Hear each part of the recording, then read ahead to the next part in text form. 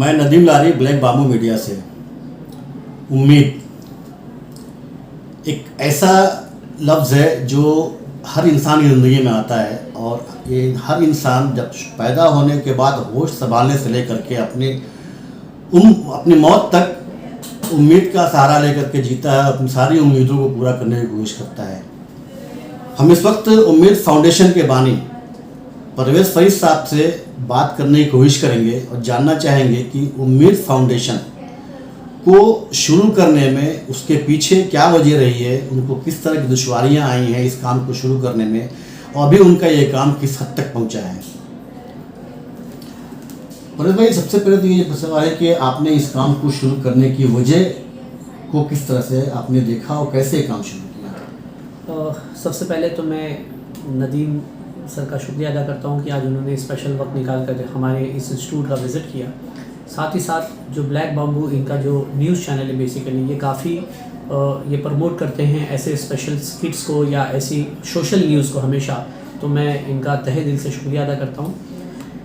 Basically Nazim sir ने जो कहा, मैं आपको बता दूँ कि मेरे बड़े भाई का जो लड़का है वो दिमागी माजूर रहा, तो उसके एजुकेशन के लिए मैं काफ़ी परेशान था। तो मैं कई जगह हम इंस्टीट्यूट में पूरा थाना वगैरह जहाँ पर भी ये स्पेशल इंस्टीट्यूट अवेलेबल है वहाँ गए, बट जहाँ पर भी मैं जाता तो वहाँ वो कहते कि सर आपको वेट करना पड़ेगा, चूँकि स्पेशल बच्चे ज़्यादा है हमारे पास, आपका 3 साल के बाद नंबर आएगा।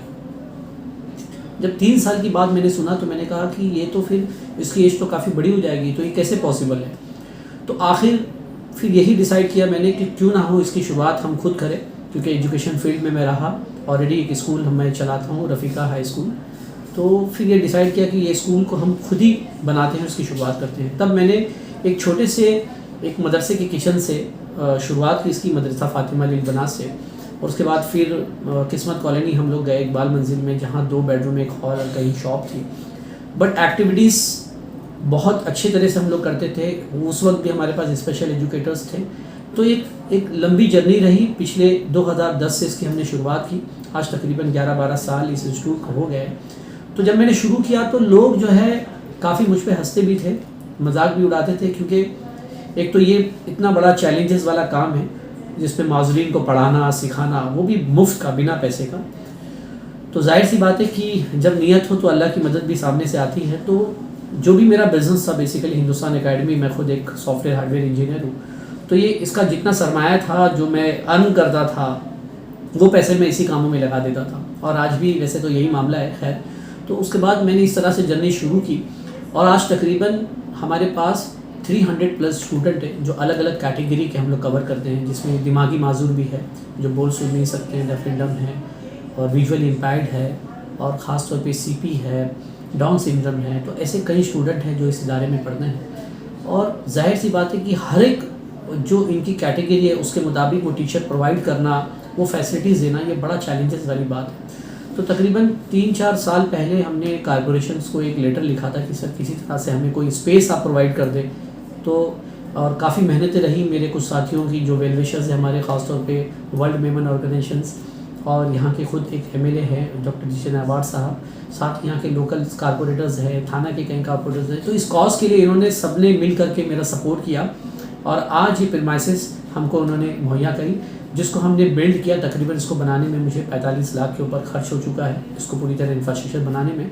लेकिन अब उस नीयत पे आ गया है कि यहाँ हर तरह की फैसिलिटीज़ हमने प्रोवाइड की है। अगर आप पूरे महाराष्ट्र का जायज़ा ले लें तो यहाँ पर हमने स्पीच थेरेपी रूम हमने बनाया है, जहाँ अगर स्पीच के लिए हम जवाहर जाएंगे तो 1000 से 1500 रुपये चार्ज किए जाते हैं। यहाँ बिल्कुल मुफ्त में जो है स्पीच थेरेपी होती है। स्कूल के अलावा बाहर के भी बच्चे आते हैं। अगर 1.5 माह का बच्चा भी आ जाए तो हम लोग ग्राफ चेक करते हैं। उसी के साथ साथ यहाँ फिजियोथेरेपी है, 2 डॉक्टर्स हमारे पास है, कंप्यूटर लैब है स्पेशल फॉर VI के लिए, यानी जो देख नहीं सकते हैं, जो दिमागी माजूर है, उनके लिए ऐसा हमने सॉफ्टवेयर डाले हैं। जॉस करके एक सॉफ्टवेयर होता है जिसकी अच्छी खासी कीमतें हैं मार्केट में। उसको सॉफ्टवेयर के ज़रिए हम इनको सिखाते हैं। तो हमारे बच्चे आज इस कदर बेहतरीन कंप्यूटर चला लेते हैं, मोबाइल ऑपरेट कर लेते हैं। कई बच्चे माशाल्लाह मेन स्ट्रीम में आ चुके हैं, वो रिलायंस मॉल, टाटा, अलग अलग इंस्टीट्यूट में वो जॉब कर रहे हैं, जिनकी तनख्वाहें 12 से 25 हज़ार के दरमियान हैं। मैं आपको बता दूं कि इस जर्नी में जो सबसे बड़ी दिक्कतें रही वो यही रही कि लोगों का सपोर्ट करना ये बहुत इंपॉर्टेंट है। पैसा एक अलग मैटर है, लेकिन जब तक लोगों के ये कॉन्सेप्ट समझ में नहीं आ जाता कि ये माजूरीन का भी एक हक बनता है, इन्हें भी मदद करने की ज़रूरत है, क्योंकि ये वो बेसिकली बच्चे हैं जो रिवर्ट नहीं कर सकते, जो अपनी फैमिली को किसी तरह का सपोर्ट नहीं कर सकते हैं। और अक्सर बड़े लोगों को ये सोचना होता है कि पैसे उस पर ही खर्च किए जाए जो डॉक्टर्स बन सकते हैं, इंजीनियर्स बन सकते हैं, लेकिन ये बिल्कुल गलत है। अगर हम इनकी तरफ तवज्जो दें तो ये वो मखलूक है जिन्हें गुनाह क्या है नहीं पता है, और इनकी दुआएं भी उस कदर कबूल हो जाती हैं जो इस्लाम में इसकी कोई गुंजाइश नज़र हमको नहीं आती। यानी इस्लाम भी इसके लिए सख्ती के साथ हमें जो है माज़ूरीन की तरफ देखने की तवज्जो दिलाने की बात की है। तो जब मैंने इसकी शुरू की तो लोग हंसते भी रहे कि भाई ये तो बिना पैसे के कैसे चलाएंगे, लेकिन जिसको नीयतों को अल्लाह देखता है, और आज ये जर्नी यहाँ तक पहुँच गई है।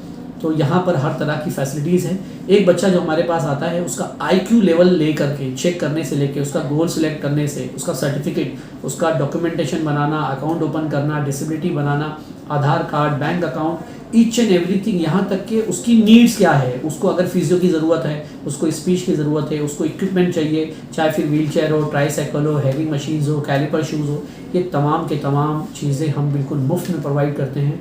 तो ये अकेले की बस की बात नहीं है, तमाम आप जैसे मुखर्रजात का सपोर्ट होता है, किसी ना किसी तरीके से लोग यहाँ पर कंट्रीब्यूट करते हैं, लेकिन उसके बावजूद भी ये इदारा अभी भी वो सर्विस नहीं दे पाता है जो इनकी देने की ज़रूरत है। यानी अगर 21 कैटेगरी गवर्नमेंट कह रही है तो अभी सिर्फ हम लोग 4 से 5 कैटेगरी को ही कवर कर सकते हैं। जाहिर सी बात है सब कैटेगरी नहीं कर सकते हैं, लेकिन उनकी नीड्स बहुत ज़्यादा है, क्योंकि 8 बच्चों पे एक टीचर होता है। हमारे पास 300 से ज़्यादा बच्चे हैं, 2 शिफ्ट में हम लोग ये स्कूल चलाते हैं। बट इसको पूरी तरह मैप करने की वजह यह है कि जब तक ये बच्चे मेन स्ट्रीम में नहीं आते तो हमारी पढ़ाई भी रायगा चली जाती है। यानी इनका जॉब दिलाना, इनको वोकेशनल ट्रेनिंग देना भी उतना ही ज़रूरी है। तो हमेशा हम उस मुखर्रजात और ख़ास तौर पे गवर्नमेंट हो, पब्लिक सेक्टर्स, उनसे अपील करते हैं कि हमें ऐसे स्पेस की भी ज़रूरत है जहाँ पर ये वोकेशनल ट्रेनिंग इनको हम दे सकें और इनको कारोबार में लाए, इनको जॉब दिला सके, ताकि मेन स्ट्रीम में आकर के अपने घर वालों को कुछ नहीं तो अपने आप को सपोर्ट कर सके और लोगों का फ़ायदा कराए। आमतौर से देखने में ये आता है कि जिन घरों में इस तरह के बच्चे पैदा होते हैं उसको बहुत ज़्यादा मनहूस कह करके पुकारा जाता है, उनको समझा जाता है कि इस तरह की उनके लिए मदद घर वाले भी नहीं करते, उनको खाना पीना दे दिया बस काफ़ी है। ऐसे पेरेंट्स को इस तरफ लेकर अपनी तरफ लेकर के आने के लिए, बच्चों को इस तरह सिखाने के लिए जो आपने कोशिश किया, उसमें कितनी दुश्वारियाँ आई थी पेरेंट्स को समझाने में? मैं आपको बताऊं, सबसे पहले तो मैंने ही शुरू किया, क्योंकि जहाँ पता चलता था कोई माजूर घर पे बच्चा किसी के है तो वहाँ मैं जब जाता था पूछने के लिए कि ऐसा कोई बच्चा आपके पास है, तो पहले तो वो सीधे इनकार कर देते थे कि आपको गलत इन्फॉर्मेशन है, आप किस वजह से आए हैं। बड़ी बदतमीज़ी से भी उन्होंने बात की, और ख़ास तौर पे स्पेशली मुस्लिम कम्युनिटी के अंदर में तो वो चीज़ें बिल्कुल नहीं है। अगर उसकी लड़की, ख़ास तौर पे बच्चियाँ, अगर वो माजूर है तो बिल्कुल वो पड़ोसी तक को इतला नहीं करते हैं, यानी ये बताना गवारा नहीं करते अपनी फैमिली में बल्कि ये माजूर है, क्योंकि वो माजूर बच्चियों के ऊपर में बहुत बड़ा असर होता है। उनको लगता है कि जैसे समझ लीजिए कोई तो हमारा गुनाह है जो माजूर बच्चे हमारे यहाँ पैदा हुए हैं। लेकिन मैं आपको बता दूँ कि पेरेंट्स को समझाना एक अलग बात है, लेकिन ये सोसाइटीज़ वालों की भी बहुत बड़ी जिम्मेदारी है समाज की कि ऐसे बच्चों को पॉजिटिव निगाहों से देखा जाए। क्योंकि एक नॉर्मल बच्चों पे तो हम काफ़ी कुछ खर्च करते हैं, और ये बच्चों पे इसलिए बिल्कुल खर्च नहीं करते कि ये कुछ नहीं कर सकता है। लेकिन मैं बता दूं कि ये बच्चे भी उतना ही कर सकते हैं अगर इनके ऊपर में केयर किया जाए, इन पे तवज्जो दिया जाए, तो ये भी हमारे मग़फ़िरत का ज़रिया बन सकते हैं उस पेरेंट्स के लिए। लेकिन मैं आपको अफसोस के साथ बताता हूँ कि कई पेरेंट्स हमारे पास ऐसे आते हैं जिनको अपने कानों से मैंने सुना है, बोलते हुए सुना है और देखा है, चूँकि 12 साल की मेरी जर्नी रही है, कि अफसोस के साथ कहता हूँ कि पेरेंट्स खुद इनकी मरने की दुआएं करते हैं कि जल्द से जल्द ये बच्चे मर जाए तो बेहतर है, क्योंकि एक तरह से इनको सपोर्ट करना दुश्वार है, क्योंकि इनके पास खुद के पास नॉर्मल फ़ीस भरने के पैसे नहीं होते हैं अपने नॉर्मल बच्चों के लिए, उनकी किताबों के लिए पैसे नहीं रहते हैं। वो कहते हैं कि इन पे कहाँ खर्च करेंगे, ना इनके पास दवाई के लिए पैसे होते हैं, ना इनके लिए उनके कपड़े के लिए पैसे होते हैं। यानी वो सोचते हैं कि इस पर बिल्कुल खर्च नहीं किया जाए, एक जानवरों की तरह बस उनको खाना दे देते हैं और ताकि बस वो खा ले, ज़िंदा रहे, उनके लिए काफ़ी होता है। लेकिन ये बहुत ज़रूरी है कि इस पेरेंट्स को भी और उस मुखर्रिर हज़रात को भी समझना कि ऐसे बच्चों के लिए जो भी मुमकिन कोशिश हो सके वो करना चाहिए, क्योंकि ये 100% ज़कात और सदक़ात के मुस्तहिक है ऐसी फैमिलीज़ जहाँ पर ये बच्चे मौजूद हैं। चूँकि ये एक तरह की ये बीमारी नहीं है, पैदाइशी एक ऐसा डिसेबिलिटी फैक्टर है जिसके लिए ये दूर नहीं हो सकता, ये लाइफ टाइम उसकी ज़िंदगी के साथ जाता है। और ये बच्चे वैसे ज़्यादा दिन भी ज़िंदा नहीं रहते हैं। अभी तक हमारे इस 12 साल के अंदर में तकरीबन जो हमारे पास बच्चे थे, कुछ नहीं तो कम से कम 25 से 30 बच्चे अभी तक एक्सपायर हो चुके हैं। हर साल 3-4 बच्चों की अमवात हो जाती है, क्योंकि बच्चे ज़्यादा दिन, क्योंकि ये प्रॉब्लम अपना बता नहीं सकते हैं, इनकी तबीयतें ख़राब होती हैं, बोल नहीं सकते हैं, बहुत ज़्यादा से ज़्यादा ये रोते हैं, लेकिन एग्जैक्ट बीमारी ये बता नहीं पाते हैं। और पेरेंट्स भी ये सोचते हैं कि बेहतर है अगर ये जल्दी से मर जाए। तो लेकिन सब तो नहीं, खैर मैं कह सकता हूँ, लेकिन जिन जिन पेरेंट्स से भी मैंने मिला, उनसे समझने की कोशिश की, तो पता चला कि वो बहुत ज़्यादा उकता चुके हैं, फैमिली से परेशान हैं। पूरे इल्ज़ामात उन औरतों पे आ जाते हैं अगर बच्चा माजूर है, और कुछ समझते हैं कि ये कुछ पिछले जन्मों का पाप है, ना जाने इस तरह से पता नहीं कैसी कैसी बातें होती हैं। तो मैं तमाम वो हज़रात से गुजारिश करूँगा कि ऐसे बच्चों की हर मुमकिन कोशिश हो, जहाँ पर जिस इलाके में रहते हो उनकी मदद करनी चाहिए, उनको हेल्प करना चाहिए, और जो भी हो सकता है आप उनके लिए करें। आपकी 12 साल की कोशिशों के अभी तक क्या निकला है? सर 12 सालों की नज़र में ये निकला है कि आज हमने मुमरा के 99% पेरेंट्स को मोटिवेट कर लिया कि सबसे पहले वो एक्सेप्ट कर ले कि हमारे बच्चे माजूर हैं। ये एक्सेप्ट करना ही ज़रूरी है कि हमारे बच्चे माजूर है। जब ये एक्सेप्ट एक मरतबा हो जाता है तो किसी तरह से ना वो घबराते हैं, ना उन्हें शर्मिंदगी महसूस होती है, वो बेझिझक स्कूल तक लेकर आते हैं हमारे बच्चों को, और उसके बाद उनको जो भी हमें ट्रीटमेंट देना होता है हम देते हैं। बट कोशिश हमारी इस बात की रहती है कि पेरेंट्स जो है उनमें वो चीज़ें चेंजेस आए, क्योंकि पेरेंट्स को भी पता नहीं होता है कि एग्जैक्टली उस बच्चे में प्रॉब्लम्स क्या है। कई बच्चे स्लो लर्नर्स होते हैं, हमारे घर में भी कई बच्चे स्लो लर्नर्स होते हैं, हमें नहीं पता। तो हमें करना ये रहता है, हम जो मॉडल्स बनाते हैं उम्मीद फाउंडेशंस, इनको बाकायदा हम ट्रेन्स करते हैं, यानी पेरेंट्स को भी हम ट्रेन्स करते हैं, चाहे वो फिजियो हो चाहे वो स्पीच हो, क्योंकि आज ये पूरे डिपेंडेंट हैं, क्योंकि डोनर्स हज़रात के ज़रिए इदारा चलाया जाता है। अल्लाह ना करे कभी इस तरह से हालात आ गए जैसे कोविड आ गया, तो पैसों की तो बड़ी दिक्कतें हमको हमेशा हर महीने शॉर्टफॉल्स होते हैं तनख्वाहों को लेकर के, इतने बड़े प्रीमाइसेस को चलाने के लिए। इसके अलावा बहुत सारे एक्सपेंसेस होते हैं, लाइट बिल्स है।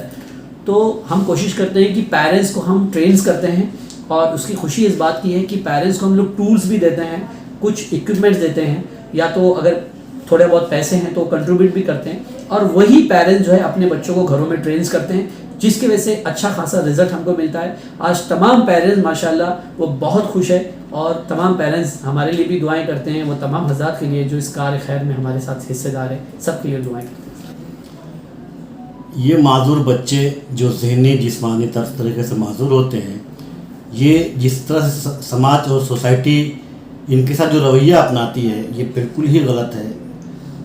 खुदारा आप इन बच्चों को भी अपना समझिए, ये भी आपका ही खून है, आपके ही बच्चे हैं। इनको वो चीज़ें प्रोवाइड कीजिए, वो चीज़ दीजिए जो वो चाहते हैं। जाहिर है कि वो बोल सकते नहीं हैं, मांग सकते नहीं हैं, आपको खुद समझना होगा।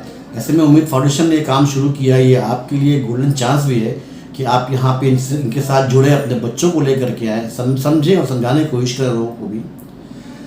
हम ये भी उम्मीद करते हैं कि हमारे इस प्रोग्राम के ज़रिए आप लोगों को अंदर भी जो बेदारी आएगी, और किसी भी तरह से जिस तरह से मुमकिन हो सके आप तन मन धन से भी आप उम्मीद फाउंडेशन की मदद कर सकते हैं।